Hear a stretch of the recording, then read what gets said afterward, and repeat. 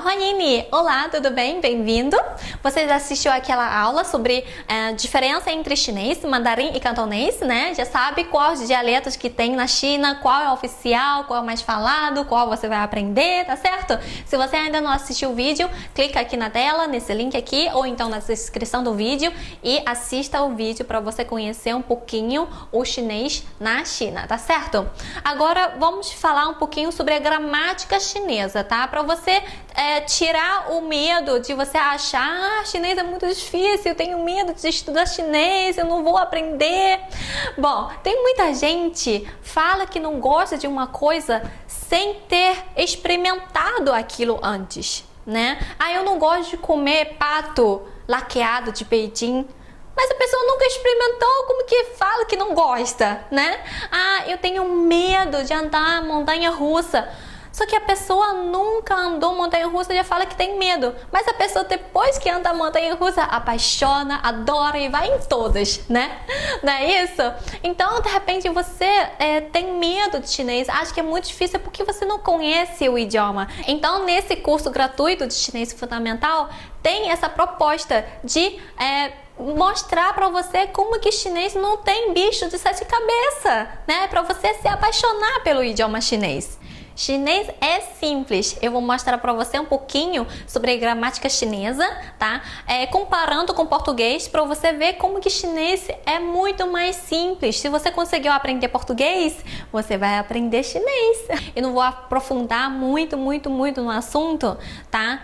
Porque a gente não vai fazer aula de literatura chinesa, né? A gente vai aprender a falar o idioma chinês, a gente vai ver umas gramáticas mais simples mesmo. Gramática chinesa em chinês se fala Hanyu Yu Fa e se escreve assim. Ideograma, esse aqui é o pinyin. Eu vou explicar para vocês o que é o ideograma, o que é o pinyin já, tá? Em chinês nós temos uma muito boa vantagem, é que os verbos são únicos, né? Só tem uma versão do verbo, não precisa de conjugação verbal, né? Disso eu quero mostrar para vocês como é complicado em português. Em português nós temos 4 tipos de verbos, né? 4 terminações de verbo. Temos verbos que terminam com AR, ER, IR e OR. Além disso, ainda temos os verbos irregulares, né? E conjugação de tempo mais modo, somando, no total temos 12 formas. E além disso, ainda temos 6 pronomes, né? Eu fiz um cálculo mais ou menos assim, deu 288 formas de conjugar verbos, né? Mesmo que não tivesse tudo isso, mesmo que seja metade, é 144 formas. É muita coisa para conjugar, muita regra para lembrar, né? E além das exceções, né, que são os verbos irregulares. Então, em chinês não tem nada disso, não temos conjugação verbal. Bom, para não dizer que não tem, a gente tem só no flexão tempo. Na verdade, não é bem uma conjugação. A gente coloca algumas partículas para indicar os tempos verbais. Vamos ver. Eu coloquei aqui 2 exemplos de sujeito, mas não importa, pode ser qualquer sujeito que não muda, tá? Nos exemplos que eu vou dar para você, tá certo? Eu coloquei aqui o sujeito eu, que se fala wo, e o sujeito niman, que significa vocês, tá? Não se preocupe com a pronúncia. Todo idioma que a gente vai aprender, a gente tem que aprender a pronúncia daquele idioma. Tudo que vai ser novo, né? Com certeza. Por exemplo, quando você for aprender inglês, né? A palavra perfeito em inglês está escrito perfect. Mas você não vai ler perfect, você não vai ler a palavra inglesa numa pronúncia em português, né? Você vai ter que ler a palavra em inglês, né? Então, você tem que ler a palavra perfect em inglês, que é perfect, né? Por exemplo, uma palavra carro, escrito em francês é voiture, mas a gente não pode ler voiture, senão os franceses não vão entender a gente, né? A gente tem que falar voiture, né? Então, cada idioma tem a sua pronúncia, apesar de estar escrita por um alfabeto romano, né? pelas letras, mas cada idioma tem a sua pronúncia em si. Então, a pronúncia realmente é uma coisa nova quando você for aprender um idioma novo, né? Então, não se preocupe com a pronúncia. Durante o curso, a gente vai ter muitos treinamentos para você familiarizar com a pronúncia, tá bom? Então, além desses sujeitos, eu coloquei 2 verbos. É o verbo chuan, que significa vestir, e o verbo lai, que significa vir, tá?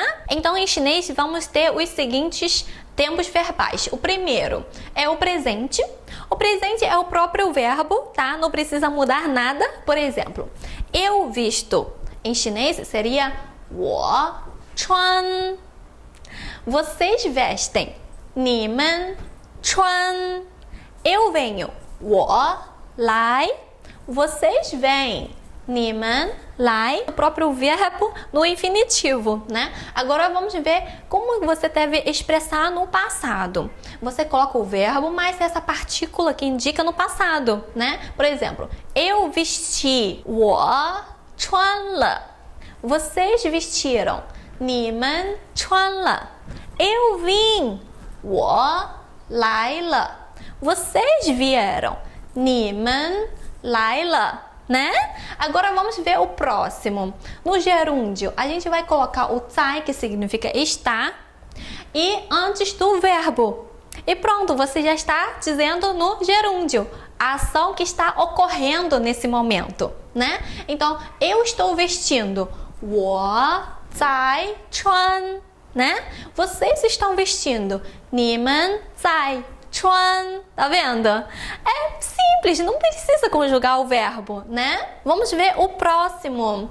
Próximo é o particípio. Particípio é quando você está indicando o estado, né, do verbo, né? Por exemplo, eu estou vestida de um vestido branco. Eu estou vestida, eu já vesti, né? Então a gente fala como 我穿着. Eu estou vestida. Vocês estão vestidos. 你们穿着, né? É só juntar o verbo às partículas. Então não precisa conjugar o verbo, né? Vamos ver o próximo, que indica no futuro. Você acrescenta a partícula hui, que indica no futuro, junto ao verbo. Existem outras partículas para indicar no futuro, mas eu vou colocar só isso aqui para a gente ver como que funciona a gramática chinesa só, tá? Então, se você for dizer assim, eu vestirei, eu vou vestir, né? Então é 我会穿. Vocês vestirão. 你们会穿. Eu virei. Não é virei de passado do verbo virar, não, tá? É eu virei, eu vou vir. Olha como que é complicado em português. Eu virei em português pode ser o passado do verbo virar e também pode ser o futuro do verbo vir. Olha, isso é complicado, viu? Então, ó, eu virei, é 我会来, né? Vocês viram, 你们会来, tá certo? Vamos ver o próximo. O próximo é um modo imperativo. A gente coloca o verbo e mais essa partícula pá depois do verbo, para dizer que você está convidando ou pedindo a alguém fazer alguma coisa, né? Então não tem o primeira pessoa, né? Só temos no segunda pessoa. Então vamos usar o vocês, né? Então vocês vistam, 你们穿吧. Vocês venham, 你们来吧. Tá vendo? É só acrescentar a partícula junto com os verbos e pronto, né? Eu não vou dizer que todos os verbos funcionam desse jeito, mas a maioria. Sempre temos exceções, né, gente? Sempre tem que ter exceção, porque senão a brincadeira não tem graça, né? Tem que ter exceção, né? Vamos ver a última forma agora, que é o pretérito mais que perfeito. Por exemplo, quando você for dizer os 2 verbos que já aconteceram, sendo que um verbo aconteceu antes do outro, então esse primeiro verbo que aconteceu, ele vai ficar assim, o verbo mais essa partícula aqui, ko. Por exemplo, antes de você vir, você já veio aqui, você já está aqui. Mas antes de você vir aqui, ele já tinha vindo. Então, ele já tinha vindo O verbo vir dessa outra pessoa, desse ele, já aconteceu, né? Então, a frase vai ficar em chinês assim: 你来以前他来过了. Então, ele já esteve aqui, só que ele foi embora. Então, em chinês, usa o verbo mais o ko para expressar o pretérito mais que perfeito.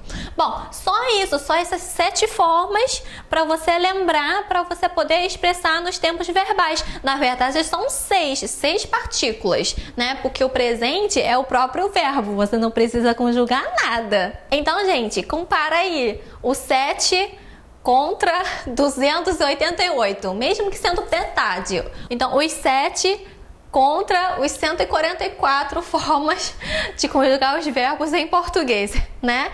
O chinês é mais simples. Em chinês não temos artigos, tá bom? Porque os substantivos, principalmente os objetos, a gente não tem a versão masculina ou feminina, né? Por exemplo, a mesa, a bola, o celular, a árvore, por exemplo, a árvore é uma palavra feminina, celular é uma palavra masculina. Em chinês nós não temos isso, então não precisamos de artigo a ou o, tá? Não tem, tá? Mas os substantivos que têm gênero de sexo, aí tem sim, masculino ou feminino. Por exemplo, a aluna e o aluno tem. Mas isso já é tipo de gênero que tem a ver com diferença de sexo, né? E em chinês nós não temos concordância nominal, já que os substantivos não têm a diferença de gênero, né? Então não precisamos concordar. Em português, por exemplo, os copos são bonitos. Como o copo é uma palavra masculina, então a palavra bonito, né, também vai ficar no masculino. Agora, as mesas são bonitas. Como a mesa é feminina, então bonita vai ficar no feminino, né? Tem que concordar. E o copo é bonito, como o copo tá no singular, e o bonito também tem que estar no singular. Só que em chinês não tem isso, tá? Não tem diferença de número, não tem diferença de gênero, né? Tá bom? Não tem singular, plural, não tem masculino, não tem feminino. Então, em chinês, os adjetivos, o numeral e o pronome não precisam concordar com o número ou o gênero, tá certo? Isso é mais fácil, né? Mais simples. Em chinês também não precisa inverter a ordem estrutural das frases. Quando uma frase declarativa, sendo afirmativa ou negativa, a ordem das palavras é igual à frase no interrogativa. Por exemplo, em português a gente tem que inverter a ordem, né? Qual é o seu nome? E aí a resposta é: meu nome é blá blá blá, né? Só que na pergunta, o seu nome vem no final e na resposta, o meu nome vem antes, né? Só que em chinês não precisamos inverter. Em chinês seria assim: seu nome é qual? Meu nome é blá blá blá. Seria assim, tá? A frase. Claro, não vai falar em português, né? A gente está falando em chinês, né? As palavras. Bom, já expliquei de uma forma bem geral, assim, a diferença gramatical entre chinês e português, né? Viu que chinês é bem mais simples, né? Agora eu vou mostrar para vocês o que vocês vão encontrar durante o estudo de chinês, o que vocês vão aprender. Vocês vão estudar o quê? Ideograma e o pinyin. O que é pinyin, gente?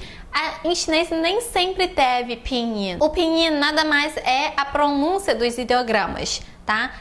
Um ideograma, a gente tem uma sílaba representando a pronúncia desse ideograma. Sempre vai ser assim, um ideograma, uma sílaba, tá? Se você for falar 3 sílabas, vai ter 3 ideogramas, tá? Agora, cada letra não corresponde os traços dos ideogramas. E cada sílaba não corresponde cada radical ou cada traço do ideograma. Uma sílaba é o ideograma inteiro, tá bom? E as letras não representam os traços. Ah, professora, como se escreve a letra A em chinês? Qual traço representa a letra A em chinês? Não é isso, tá? O conjunto todo, o ideograma todo é a sílaba toda, tá? A única relação entre sílaba e o ideograma é uma sílaba, um ideograma. Só tem essa relação. Então, na China sempre teve ideograma, tá? Durante 5.000 anos sempre escreveu ideograma. E aí, recentemente, no início do século XX, o governo chinês adotou uma forma para facilitar na pronúncia do mandarim, né? Como que eles definiram o mandarim vai ser o idioma oficial da China? Então, eles criaram uma versão para poder ajudar os chineses a aprenderem a falar mandarim. Como você assistiu o primeiro vídeo, viu que na China tem vários dialetos, para os chineses se comunicarem, tem que aprender a falar mandarim. Então criaram uma escrita com letras do alfabeto romano para representar a pronúncia dos ideogramas, tá? Para facilitar os chineses a aprenderem a falar mandarim, também para facilitar os estrangeiros a aprenderem a falar mandarim, né? Agora, professora, eu quero aprender só a falar chinês, eu preciso aprender ideograma? Não, se você quiser aprender só a falar chinês, você aprende só com o pinyin, tá? Mas na China tudo é escrito em ideograma. A legenda de televisão, os livros, jornal, as placas de anúncio, vai estar tudo escrito em ideograma. Se você quiser saber ler ideograma, saber ler chinês, você tem que aprender ideograma, não tem jeito. Falando chinês, aprendendo o pinyin, você é como se fosse um analfabeto na China. Nesse curso gratuito de chinês fundamental, você vai aprender como escrever ideogramas, tá? Eu vou te preparar como escrever ideograma de uma forma correta, tá certo? Você vai aprender ideograma como? Você vai primeiro analisar a estrutura do ideograma, né? Como que o ideograma é composto? Nesse caso, esse ideograma aqui é composto por 3 partes, né? Tem a parte superior, tem a parte do meio e tem a parte inferior, né? E aí, a gente vai ver também qual é a ordem para escrever um ideograma. Você não pode começar por qualquer traço. A gente vai ter uma regra, né, para seguir, para escrever um ideograma, né? Nesse caso, a gente vai ter que escrever de cima para baixo, né? E da esquerda para a direita. Então a gente vai ter que fazer esse traço primeiro, depois a gente faz o traço do meio e no final a gente faz o traço de baixo, né? E aí, além da estrutura, além da sequência, eu ainda ensino para você como se faz os traços. É como se escrever uma palavra em português, né? Para escrever as palavras, primeiro a gente tem que aprender as letras, né? Para você escrever ideograma, primeiro você tem que aprender os traços. Então, nesse curso eu vou mostrar para vocês todos os traços, que são 28, né? Que eu vou mostrar. Tem mais que isso, mas eu vou mostrar os 28, que já é 90%, 95% dos traços todos, tá? Então, você vai aprender a escrever os traços para poder analisar quais traços tem naquele ideograma para você escrever de uma forma correta. Além do estudo de ideograma, ainda vamos ver o estudo de pinyin, né? O pinyin é formado por 3 partes: o consoante, o vogal e o acento, que chamamos de tom. A gente vai ter videoaula, eu vou estar explicando para vocês, eu vou estar ensinando para vocês como pronunciar os consoantes e as vogais, e eu vou estar explicando para vocês o que é o tom, o que são os acentos e como você deve ter uma entonação correta desses acentos, tá? Aos pouquinhos eu vou estar explicando para vocês, vou estar ensinando para vocês, tá? Mas por enquanto é só, eu estou passando o conceito mesmo, o que você vai encontrar durante o estudo de chinês, tá certo? Bom, agora vamos ver a formação das palavras. As palavras em português são formadas por sílabas, né? Mas se você analisando uma palavra em português, você vai perceber que também tem radical, tem a palavra principal e tem o sufixo, né? Por exemplo, a palavra infelizmente. Temos o in para negar e tem o feliz, que é o núcleo da palavra, e o mente, que é o sufixo para dizer que a palavra é um advérbio, né? Então ficou infelizmente, né? Então temos 3 partes para formar uma palavra.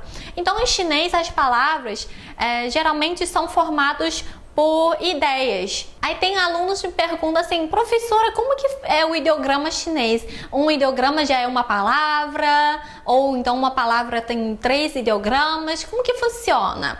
Então, é isso que eu vou mostrar para você. Em chinês temos palavras de um ideograma, Temos palavras de 2 ideogramas, temos palavras de 3 ideogramas, temos palavras de 4 ideogramas. Geralmente, palavras de 4 ideogramas é expressão, já é uma expressão idiomática, tá? Mas eu vou mostrar até de 3 ideogramas, tá? Vamos ver? Primeira palavra significa meio e é escrito assim em ideograma. Observa. Claro, a gente vai ter lições para eu explicar para vocês como que é a origem dos ideogramas, tá? Como que criou o ideograma para facilitar no seu aprendizado. Mas agora eu já vou falar um pouquinho para ajudar você a entender o ideograma, tá bom? Vendo esse quadradinho aqui, é um quadradinho, e aí esse vertical aqui no meio está marcando o meio. Então está dividindo ao meio. Então esse ideograma significa meio. E a pronúncia em mandarim é zhong. Se fosse em cantonês, leria de uma outra forma, tá bom? Esse zhong aqui, esse pinyin aqui é em mandarim, tá? A pronúncia em mandarim. E a escrita desse ideograma não temos as duas versões, então só tem a única versão, tá? Então é como se fosse continuando a versão tradicional, tá? Desse ideograma. Vamos ver a segunda palavra, país. Escrita é assim. O ideograma país. Aí você vê esse quadradinho aqui do lado de fora, tá? Representa a fronteira de um país, tá bom? Esse ideograma aqui do meio, esses 3 tracinhos representa o céu, o poder e a terra. Esse verticalzinho aqui no meio significa é o rei que liga os 3 elementos. Então, esse ideograma aqui do meio sem esse pontinho significa rei. Então, representa o líder do país, né?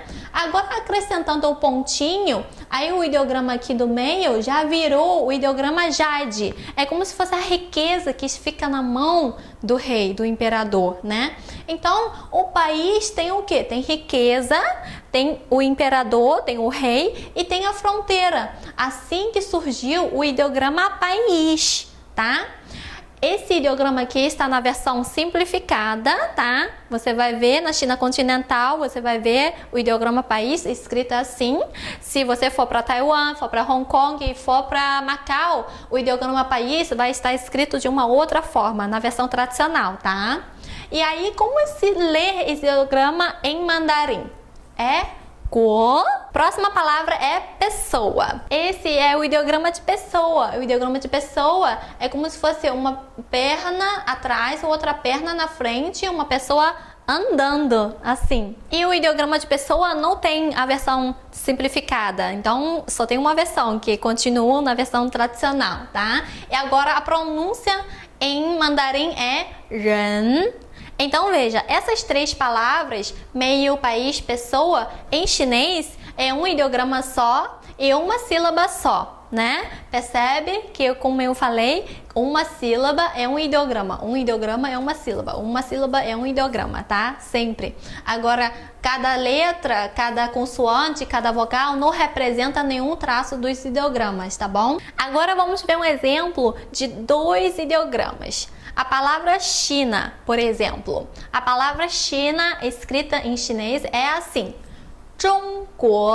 Isso mesmo. Juntou a palavra meio e mais a palavra país. E a gente tem a palavra China em chinês, né? Porque os chineses pensavam que eles eram o centro da Terra, o centro do universo. Por isso, a palavra China é império do meio, país do meio, o centro do mundo. Agora se lê Zhongguo, não é? Juntou a pronúncia do Zhong, do meio, e mais a pronúncia do Guo, do país, aí a gente tem Zhongguo. A gente não juntou os 2 ideogramas? Então, a gente tem que juntar a pronúncia dos 2 ideogramas também, né? Esse aqui é o Zhong, esse aqui é o Guo. Então, China se fala Zhongguo e se escreve assim, Zhongguo, tá bom? Agora, vamos ver mais uma palavra que são de 3 ideogramas, tá? A palavra chinês, a pessoa, tá? Nacionalidade. E se escreve assim. Observa que juntou o Zhong do meio, mais o Guo do país, mais o Ren de pessoa, né? Aí, também se você pode analisar que também juntou o Zhongguo, China, mais a pessoa Ren aqui. Aí, então, nós temos Zhongguo Ren, tá certo? Então significa literalmente pessoa da China. 中国人, eu sou 中国人, né? Eu sou uma chinesa, então eu sou 中国人, né? Então, está vendo? Em chinês nós temos palavras de um ideograma, temos palavras de 2 ideogramas e temos palavras de 3 ideogramas. Quando você junta os ideogramas, você junta a pronúncia desses ideogramas e lê e fala e pronto. Bom, eu espero que eu tenha tirado o seu medo sobre chinês. Espero que eu tenha feito você entender que chinês não é tão difícil assim. A gente ainda vai ter bastantes videoaulas para aprender a leitura, para você acostumar com a pronúncia. E eu vou explicar para você como que são os ideogramas, né? Você viu que os ideogramas não são tão difíceis assim para entender, né? Cada ideograma tem uma historinha, cada ideograma tem a sua cultura. Você começa a pensar como que os chineses pensavam, né? Como que eles criaram os ideogramas, né? É muito interessante, viu? Até nas próximas aulas. 再见!